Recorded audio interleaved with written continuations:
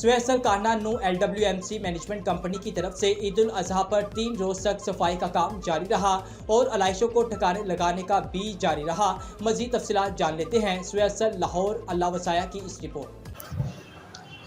عید الاضحیٰ صفائی آپریشن بلا تعطل جاری رہا۔ چیئرمین LWMC کے مطابق عید صفائی آپریشن میں اب تک لاہور اور سویسل کانہ سے 10,000 ٹن علائش ڈمپ سائٹ پر منتقل کی گئی ہے، جبکہ لاہور کی تحصیل ماڈل ٹاؤن دیہی علاقوں میں 2,000 سے زیادہ ورکر گلی محلوں کی سطح پر صفائی کا کام میں مصروف عمل ہے۔